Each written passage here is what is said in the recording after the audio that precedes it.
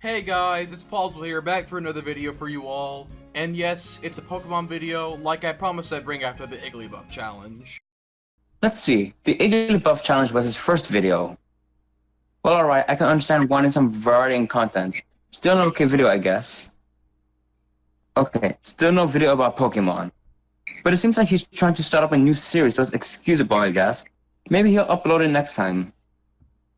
Okay, that's just lazy doing a tier list and something that is completely out of left field of this channel. Surely it has to be the next upload. Where's the Pokemon video you promised? It's been 3 weeks, and you promised it several videos ago. Alright, yeah, I'm aware I did promise it quite a while back, but I'll try to explain the direction of this channel in an update video. When will that be, you might ask? Well, I'm thinking maybe sometime this week is going to be the idea, but I guess we'll have to see how things start playing out from here on out.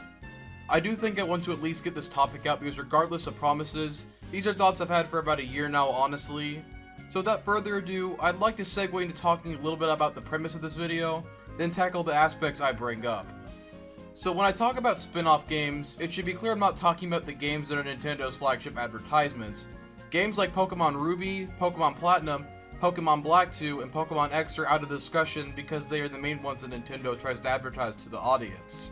When I mean sideline stuff, I mean games like Pokemon Snap, Pokemon Battle Revolution, Pokemon Troze, and Pokemon Pinball. Though, there are 4 very specific series of games I want to highlight, as they're the important ones I intend to use for this discussion. Before we start though, I want to talk about why these spin-offs matter. Now to get an idea of that, I want to put into perspective just how long a generation for Pokemon lasts. I will also be rounding up to the closest year to make this a simple process by getting the summation of the years, then their collective means. So if a generation ended 4 years and 7 months in its cycle, I'd round that up to 5 years to make this a simpler process. I'll also go by the Japanese releases just to make sure there's consistency, because that's where the games are developed. So if a Pokemon game is more lengthy in the localization, that variable won't impact the length between releases. Pokemon Red and Blue had a span of 3 years and 9 months, so that's rounded to 4 years. A neat factoid as well, I guess, Pokemon Gold and Silver were released on November 21st, 1999, with Ruby and Sapphire coming out on the exact same date, 3 years later, so we don't even have to round on this one. Pokemon Ruby and Sapphire had a span of 3 years and 10 months, so we'll round up to 4 years. Pokemon Diamond and Pearl were 3 years and 11 months in their span, only 10 days off from 4 years actually, so it rounds to 4 years pretty nicely. Pokemon Black and White had a span of 3 years and 1 month, so it rounds down to 3 years. Pokemon X and Y came in similarly with 3 years and 1 month, so it rounds down to 3 years. And finally, Sun and Moon close up with 2 years and 11 months due to Sword and Shield releasing in November, so they round up to 3 years. Now when I did this process, I took the time it takes for each game of a new generation to release just to clarify those numbers. So what we do now is add all of those values together, then divide it by 7 since that's the total amount of generations there have been. When dividing, we get it takes about 3.43 years for each generation to conclude, so about 3.5 years overall. Now I know there are some new games that are released alongside the mainline titles, but they are usually just either remakes of an older generation game, or they're more polished versions of the first game introduced within the generation to make it better. The only deviation I can think of here is Pokemon Black 2 and White 2, but they fall under somewhat of the idea of touch-ups, though I'll give them credit in that they are somewhat different renditions and takes on the Unova region. But you get the point, we all love Pokemon, but it takes a while for a generation to close up. Granted, you could play other games in the meantime, but it obviously doesn't sit well for the Pokemon Company to make you that empty on the Pokemon content and for their financial interest. This is where spin-off Pokemon games come to play. I think it's pretty obvious to say Pokemon Mystery Dungeon is the most well-known of these spin-offs, but it has suffered a fate to which many of these good spin-offs has, which is being forgotten and left in the past. I mentioned earlier how I wanted to talk about specific ones in the beginning, and those are going to be the Mystery Dungeon games, the Ranger games, the Pokepark games, and the Shadow Pokemon games. And if you notice, I'm mostly talking about ones that had successors because if anything was a one-time thing, that comes more off as a gimmick rather than spin-offs that actually did something for Pokemon in the long run. Some people might bring up me not mentioning the Stadium games, and I guess Battle Revolution is also in there since they are all battle simulators, but I'm going to be honest in saying that I don't think that these spin-offs have a place in the Pokemon franchise anymore. I don't know what Nintendo has for console plans for the next generation or anything like that, but the idea that they went with for this generation was that the Switch was a handheld and a console hybrid. The entire point of these games was that they were supposed to show what Pokemon battles could look if they were impressive and in the third dimension, basically more advanced. If you take the Nintendo 64, you can see the battles were a lot more impressive and graphically stunning than what something the Game Boy could handle, and that's not to say that those battles didn't look good or anything like that. They pushed the hardware to its limits, but you know, there is technological limitations to those systems and all. I think you can see where I'm going with this as an audience. It'd be a hard time trying to justify why a battle simulator looks better than the mainline Pokemon games, especially if they're on the same platform. That would cause a lot of backlash towards Game Freak, so I don't think that we're going to see the return of them anytime soon unless Nintendo starts separating consoles and handhelds again. And yes, I am aware there are technically a few other series of games made for Pokemon, but I wanted to address the ones that were the most innovative and different for the series as a whole.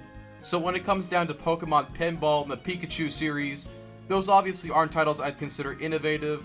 They're more gimmicky entries if anything, and they don't add a whole lot of value to the series. I chose what I thought would be the 4 pillars of Pokemon spin-offs, if that makes any sense. I think we've established the base idea though, and let's talk about how each game series managed to contribute to the Pokemon franchise overall, and what deviations they brought from the main storyline.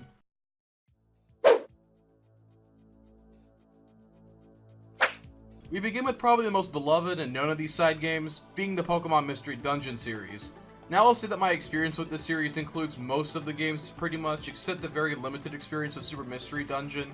Metacritic gave it a 69 with the compiled critic scores, and an 8.3 out of 10 with the user scores, which would translate to an 83.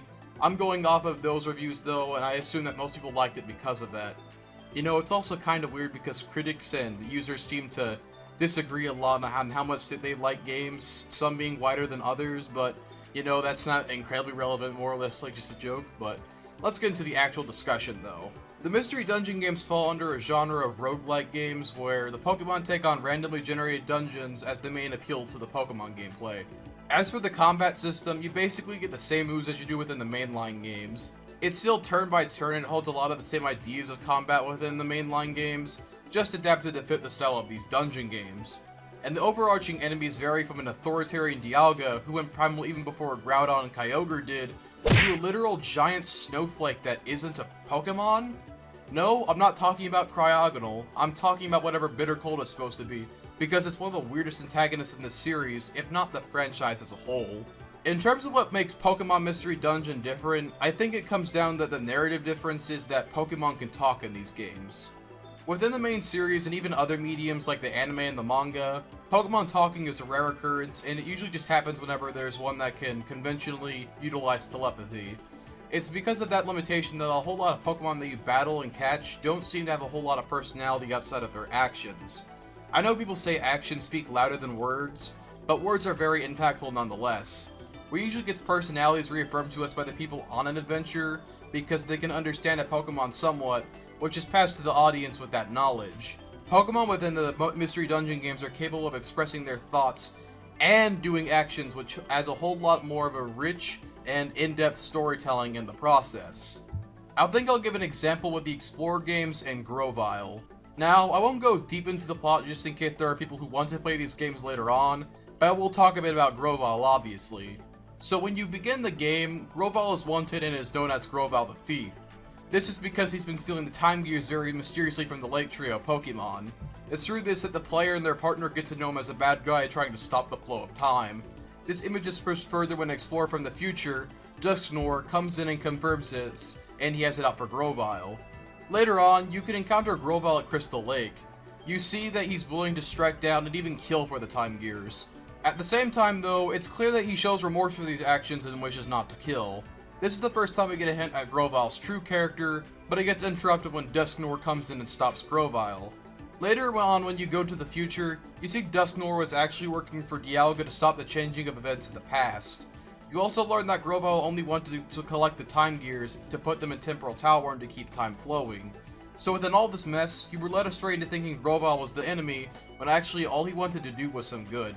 Heck, even when we see Grovyle go back to the future, he was completely willing to sacrifice his own existence so that the world could have a better future and that time would not stop. The conclusion I want you to get here is that the Pokemon Mystery Dungeon are very complex with their storytelling, and they allow for a less restricted perspective on the Pokemon world. These games have a lot of great storytelling most of the time. I can say the music is also some of the best in the series in these games. I know it's a really bold claim to make, but it's an opinion I'm completely willing to stand by. The background music for this segment came from the Mystery Dungeon games. Let me just give you a few other examples to help illustrate the point.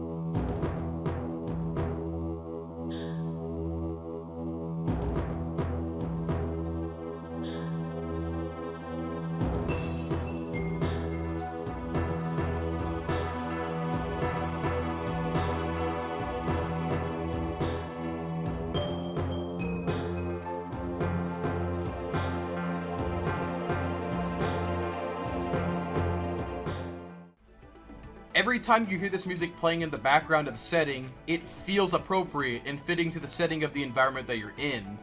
Whenever I'm supposed to feel the dread behind just how much despair there's within the future in the Explorers games, that third track makes it to where you know the atmosphere of the setting. I think that these games are known, but they aren't really given enough credit for how good they are. It's clear that these were obviously products that were given a lot of care, because even the Pokemon Company cared about them at some point. There are actual official animations and uploaded to their YouTube channel for these games. I'll be linking those in the description, but I'll play a clip from the Red Rescue Team 1 just to show an idea of it. So what do you think of our place? I love your house, it's awesome! It's not our house, it's our team base! Team base for our Pokemon Rescue Team! And starting today, you're a member of our team, Team Go-Getters! Now with all this being said, you might ask what happened to this series overall. Well, I wouldn't officially call it dead, but I do think it probably is. Considering just how late into the year Super Mystery Dungeon was upon its release, I don't think we're going to see a new one anytime soon. We're about to start Generation 8 by this point, and there's a game in the Mystery Dungeon series for at least each generation. If Generation 7 is coming to a close and there's no word on it, I think it's likely enough to conclude that there isn't going to be another installment. Maybe there were delays in negotiations that were made for a Switch release, who knows. I think this one might be up in the air if it has ended or not, but I do think it likely has by this point. It's overall sad if that's the case, considering it's a really good series with what we've been over. I think we've talked enough about the Mystery Dungeon games though, and we should move on to the Ranger series.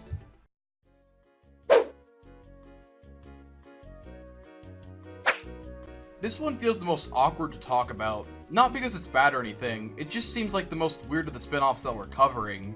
I still think it's good, don't get me wrong, or else I wouldn't be dedicating an entire portion of this video talking about the Ranger games. They're just a bit more unique compared to the rest of these entries.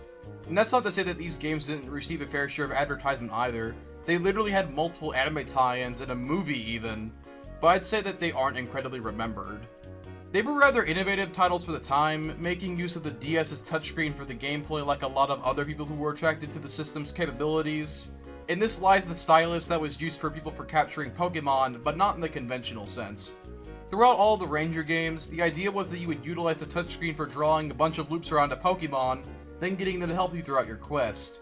However, the catch was after using them in the field or if they got scared off in the battle, you'd lose their usage, so you would not see them afterwards. The formula got changed up a few times to become easier over the installments, which is what ultimately drove some people away, but they were consistently good for the most part. Trust me when I say drawing loops around a Pokemon is a lot more fun and entertaining than what it might sound. I wouldn't say the driving point behind these games was the story or the music like the other spin-offs though. Don't get me wrong, the story wasn't bad. It mostly just had you going around though, taking on bad guys like in the main series, then having a final showdown. One of which literally had a game where you were taking on a flying fortress that could attack you up in the air. The music wasn't too bad either, but I won't say it's all that memorable really. It's up to par with the other main series of games like Generations 1, Generations 2, all the other generations. That is something I can guarantee. I just can't think of any real tracks that stuck out compared to the rest, meaning I can't really name one off the top of my head. I would say the main driving point is just the gameplay itself though. Like I said, it did become easier to the last installment where it was almost X and Y levels of difficulty. Almost. The original Pokemon Ranger and Shadows of Almia were pretty challenging though. If you don't actively grind to an extent within those two games, you're going to find yourself dying even at beginning bosses.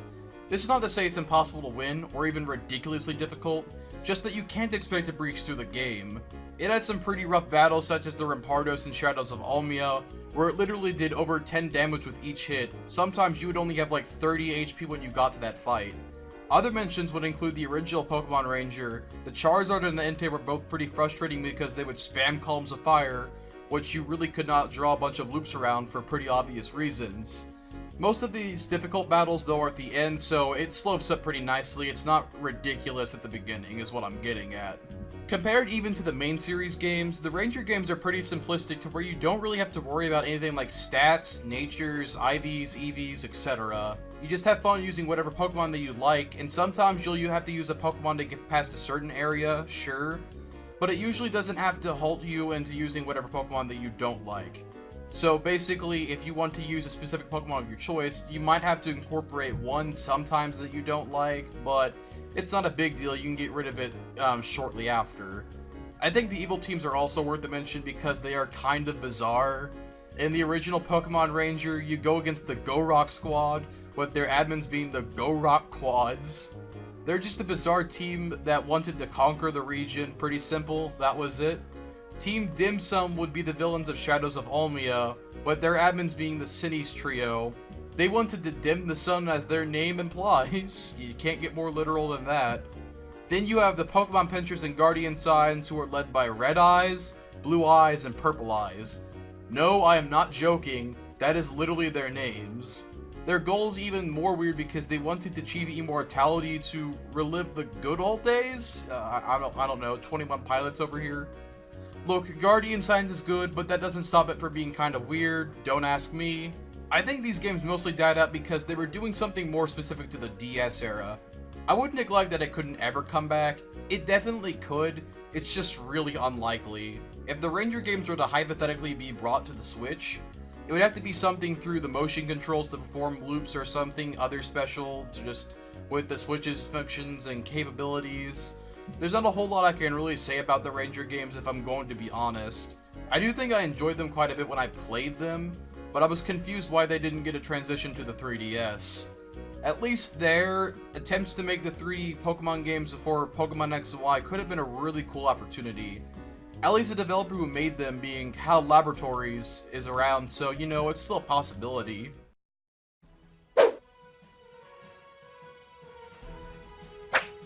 The PokePark games. These were more of a duology with the Shadow Pokemon games similarly, but they're obviously still important since there were multiple of them. I think there was significant marketing behind these games, though they still weren't the most successful of all time. I will say that there is a noticeable shift from the first game to the second game where there was criticism such as lacking a multiplayer mode that would later get added. However, at the end of the day, PokePark is literally the exact same game as a basis that literally just has you going around and doing stuff, which we'll cover in just a second, but it's no different between the first and the second game aside from the second game adding more features. So PokePark has you playing as a Pokemon similar to the Mystery Dungeon games where other Pokemon can talk to you. There are a few other things you can do, which the first one involves a battle mode.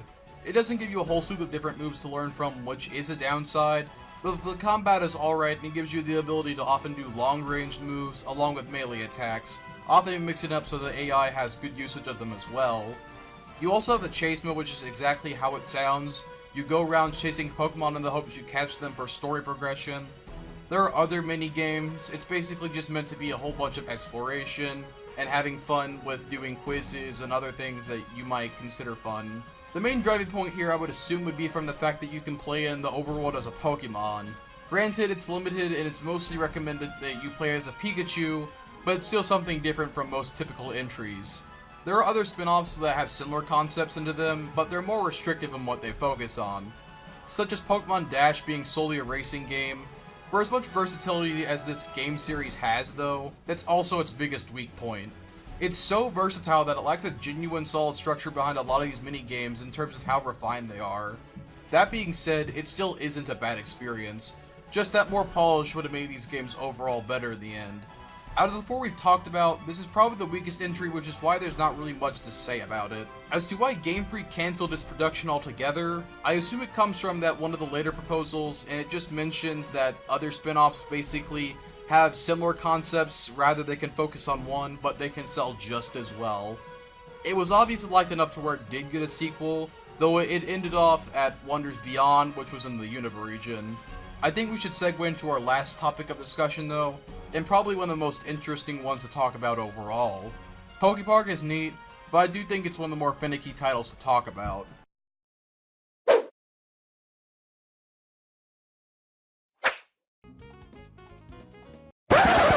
Ha! You thought I was going to play Mirror B's Coliseum theme? Well, you were wrong.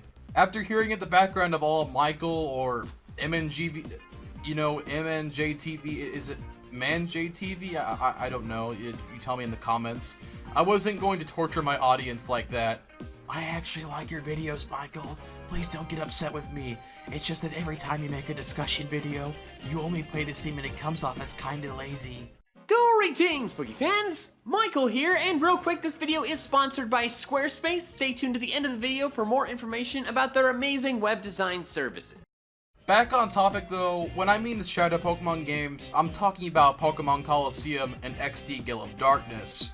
Right off the bat, I'm going to say Pokemon Gale of Darkness is probably the weaker of the two, but I'd say that they're both pretty solid games, which makes me wonder why they might have been discontinued to begin with. Unlike other Pokemon games on this list, they ended off in Generation 3, so they're a unique case. I'm assuming this was just because there wasn't an interest there, but again, they weren't really all that bad of entries. And I don't know what some of the negative reviews are because there is some criticism towards the game being wanted an actual RPG. You obviously start to question what some of the thoughts that people have on these games are.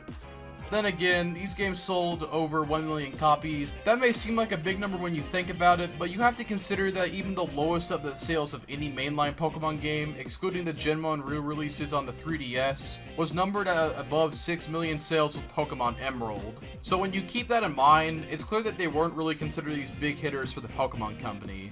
I do think we should talk about the games though rather than the sales figures.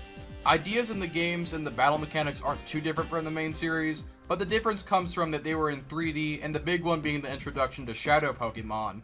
To summarize what a Shadow Pokemon is real quick, the idea is that basically that these are Pokemon that have had their emotions sapped away, and are meant to be devoid of any resistance to doing criminal acts. And in order to solve this problem, you must snag a Pokemon. Yes, you can actually steal other Pokemon in this game, and battle with them to help purify them back to their original state. They also have different modes like Hyper Mode and Reverse Mode, but will disobey you. That just comes from that they have emotions start flooding back in and they're just trying to, rekindle their identity. The strongest aspects of these games definitely come with the story and the music though. In terms of storytelling, it's usually straightforward with you, but it's immersive. Right off the bat in Pokemon Coliseum, you can already tell what our protagonist is about with one of the best intros of a Pokemon game to date.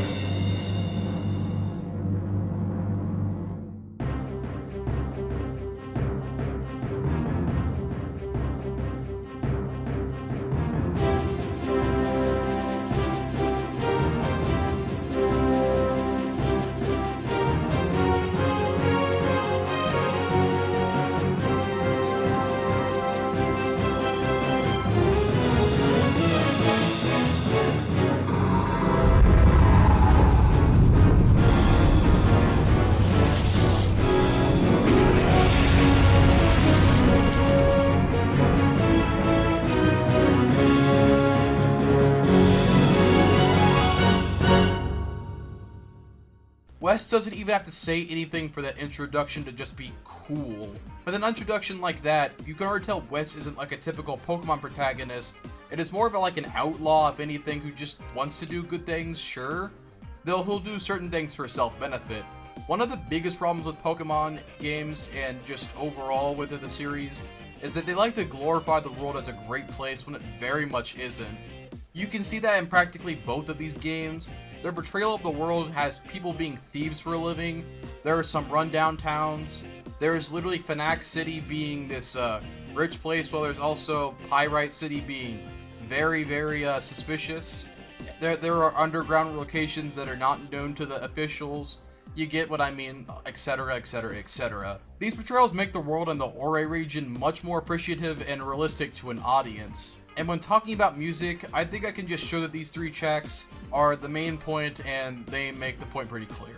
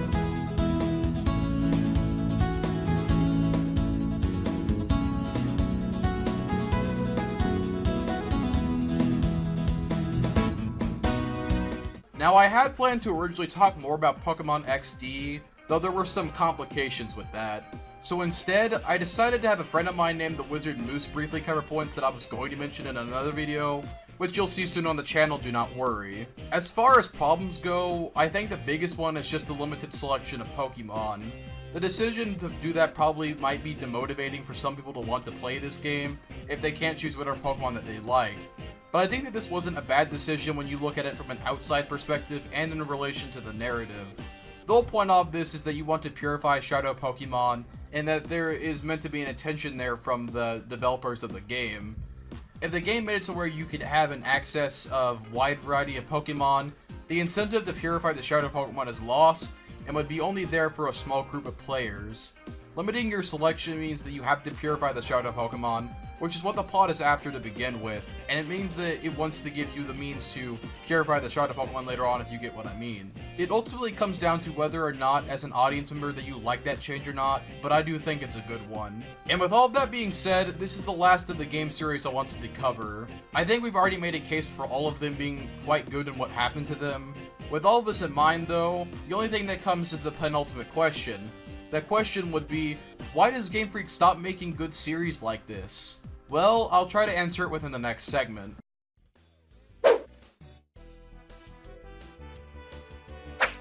I guess we're in the concluding segment now by this point. We've talked about all of the games, what they've done, and why they're just unique overall.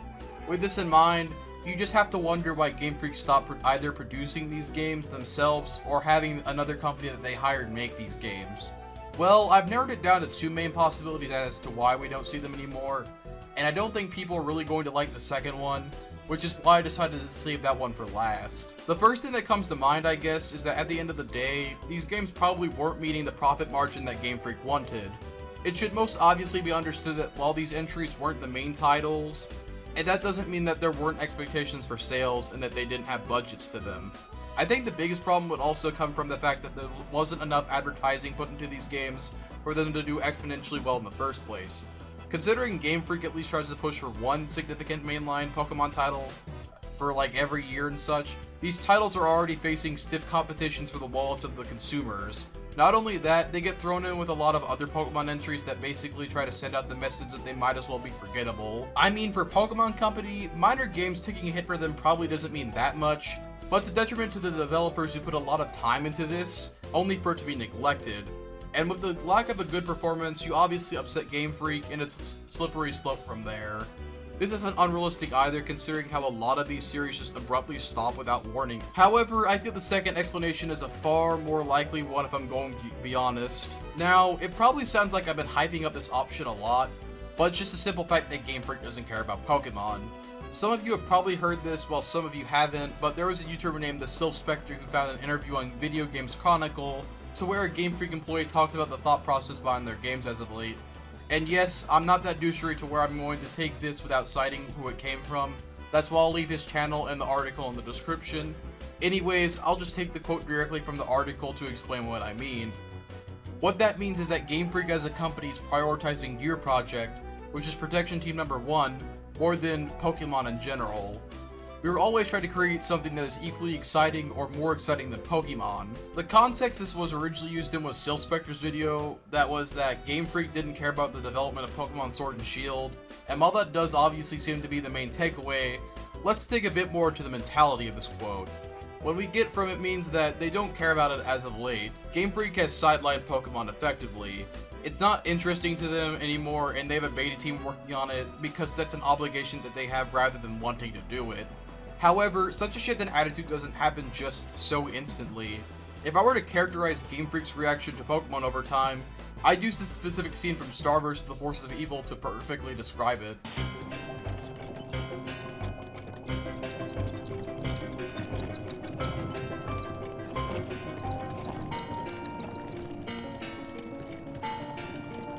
Just to describe the context of that scene, there's a guy named Father Time within the show who's been running on a wheel to make time flow since the beginning of creation. While he enjoyed doing it at first, it starts to become stale over time, only for him to worry and start to hate and reject the idea of him ever doing it again. How would I ever connect this back to Game Freak? For their games, over time, yes. That was not intended pun, I just realized it as I started working on the script, this would be a similar process. At some point, Game Freak just started to have a lot of developers become sick of Pokemon. It's their job to develop it, but that doesn't mean that they don't have a breaking point for some of these titles and not being passionate about it anymore. What does this mean for the Pokemon spin-off bunch? You get a lack of desire to make anything that breaks leaps and bounds. If Game Freak doesn't care about Pokemon simply, then this more than likely would carry over to their supporting side games. I think this most likely would be occurring around the time of Generation 5, as they seem to have lost interest in sustaining some of their more successful spin-offs like the Ranger games. While there was a Pokepark games, it's clear that that was going to be the last entry in the series. A similar thing happened with Mystery Dungeon. While it did end in Generation 6, Super Mystery Dungeon came super late into the generation that it seems like it wasn't honestly even planned to begin with. So all in all, while they still do have spin-offs, it's clear that there was going to be a drop in quality around the time of Generation 5. Now I will say this because my friend had brought this up when I was making the script for this video, so I need to technically address it. He had tried to tell me that Game Freak losing interest in Pokemon games was not necessarily proven by that quote. He offered up an interpretation that a lot of other developers do this in studios for games where, you know, they split teams and it's not a big deal, and it wasn't necessarily Game Freak saying that they don't have much of an interest. Though, another point that was brought up in Sylph Spectre's video that I'd forgotten to mention was actually addressed. It just came down that Pokemon had been a primary focus for them. You could see over the span of 5 years though from each period that they had branched off a bit more developing Pokemon games. Now, the only reason I make a deal out of this is because Town is not a collaborative project between any other studio or anything like another company. It's an attempt to make a completely different IP overall. What I'm getting at here is that if you think that literally them having a statement of dividing, you know, their teams into something else, and that trend mean nothing, then you are kind of heavily misguided. And I'm not going to directly say that Pokemon Sword and Shield are the Sonic 06 games of the Pokemon series, but it's a similar path to how Sonic 06 failed, which was a team division to make different games. So I'll give some background for my comparison. Sonic 06 was basically, you know, the game everyone realizes sucks in the Sonic series. It's the butt of jokes. It's compared to You Don't Want to Be Sonic 06. Well, that stemmed from a development team splitting with how that team went to go work on Sonic and the Secret Rings instead of working on Sonic 06. Look how that turned out, it flopped pretty badly. The sad part is that these Pokemon games were actually really good in the end. For many studios, this was a way to help express Pokemon in a different light. A lot of these side games don't stick to the traditional formula, and even if they do, they tend to experiment and add new mechanics on top of the source material to make it more appealing. The best example being the Shadow Pokemon games. At this point, the best we can hope for is that Game Freak will start caring about Pokemon more soon. If the executives are the people who are working on the Pokemon project and they don't like it because of that, then maybe it's just time for new fresh faces to come in on the series and work for them. I'm thinking this will likely be the case given how there's a lot of public backlash against Sword and Shield, and the Pokemon Company has been forced to address this controversy multiple times. With that, who knows, maybe we might see a revival of these games further in the future? I think I've made my thoughts clear, and I'm glad I could have made this video. I hope this idea, if not the video itself, does get passed along the community. I've seen a lot of YouTubers do top 10 favorite Pokemon spin-offs, and someone mentioned the worst ones, but I've never really seen a person go in depth on the importance of the spin-offs, which is why I wanted to try something new that was already combined with my previous thoughts. I've already said what I think I needed to say here, so I'll just close this off by saying I'm Plozible, and I'll see you in the next discussion video. Obviously like the video if you liked it, subscribe, all that jazz. Ciao!